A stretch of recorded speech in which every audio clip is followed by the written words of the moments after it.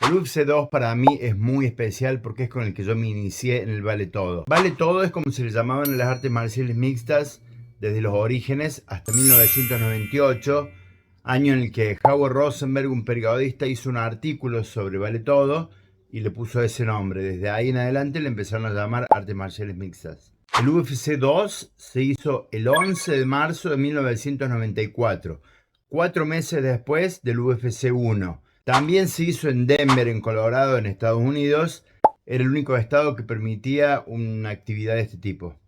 Les recomiendo muy enfáticamente que vean mi video anterior a este, Orígenes del Vale Todo, de las MMA y del UFC, porque hay muchas cosas que van a entender mejor en este video si ven el video anterior, si siguen la cronología de los videos que voy subiendo de la historia del MMA y del UFC.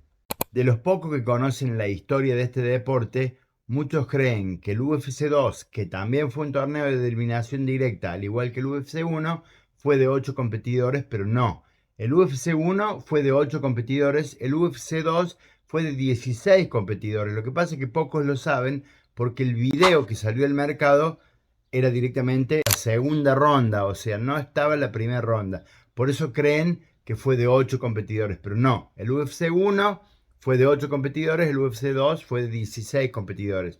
O sea que el que salía campeón del UFC 2 tuvo que pelear 4 veces, a diferencia del que salió campeón el UFC 1, que tuvo que pelear 3 veces. Solamente 2 participantes que compitieron en el UFC 1 volvieron a luchar en el UFC 2. Sin embargo, hubo uno que también estuvo como alternativo en el UFC 1, pero no peleó. Y ese sí también peleó en el UFC 2, que fue Jason DeLucia. ¿Y qué significa que fue luchador alternativo? Que si alguno no podía pasar a la ronda siguiente, entraba este luchador alternativo a pelear. Y esto es muy importante que lo entiendan y lo aprendan, porque cuando hable del UFC 3 es algo muy importante porque pasó algo medio controvertido que tiene que ver con esto que estoy diciendo. Entonces los dos que ya habían luchado en el UFC 1, que también volvieron a luchar en el UFC 2, fue el americano Pat Smith y el brasilero Royce Gracie, que fue el que ganó el UFC 1. Asimismo, igual que en el UFC 1, todos eran representantes de diferentes estilos de artes marciales. Repito, no es como ahora que todos hacen medianamente lo mismo. El deporte de artes marciales mixtas. En esa época cada uno era representante de un estilo de lucha, un arte marcial, un deporte de combate diferente. Kickboxing, judo, jiu-jitsu, sumo, karate, taekwondo, kung fu, etc. Me atrevería a decir que el nivel de los luchadores del UFC 2 era mínimamente un poquito mejor que en el UFC 1. Asimismo, eran súper limitados en comparación a lo que son los luchadores ahora.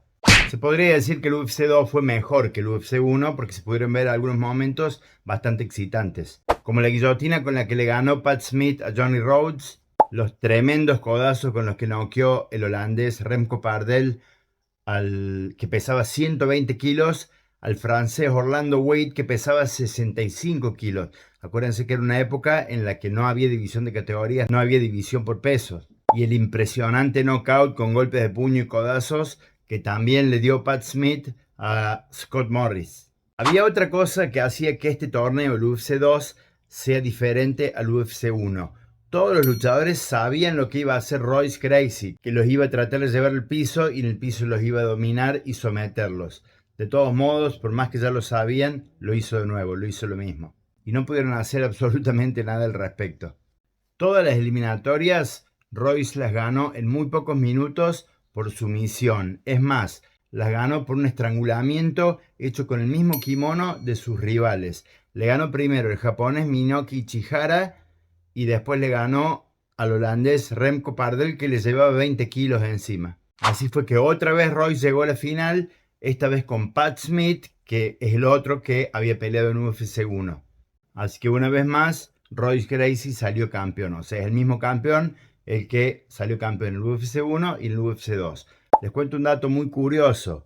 En ese momento, Royce, el campeón, cobró $60.000 y todos los otros luchadores cobraron entre $1.000 y $5.000 cada uno. Y es un dato de color porque ahora en la actualidad todos cobran mucho más, entre miles y millones de dólares dependiendo de cuántas peleas vienen ganando, de su popularidad, etc. Otra cosa que voy a recalcar es que en el UFC 1 hubo un árbitro que fue un desastre, cometió 200 errores, claro que era totalmente inexperto porque ni siquiera se sabía cómo eran las reglas porque no había reglas, cómo era que tenía que actuar un árbitro. En el UFC 2 entró Big John McCarthy, que es el legendario árbitro de UFC que durante muchos años fue el único árbitro que hubo y fue el creador del legendario. Como dije antes, no te pierdas mi video anterior, el origen del Vale Todo, las MMA y el UFC, para seguir la cronología, y estate atento a mi próximo video, el de UFC 3, porque pasó algo muy especial y muy controvertido. Apoya este canal, suscríbete, comenta, compartí, etcétera, porque se viene mucho más información sobre MMA y sobre la historia del Vale Todo.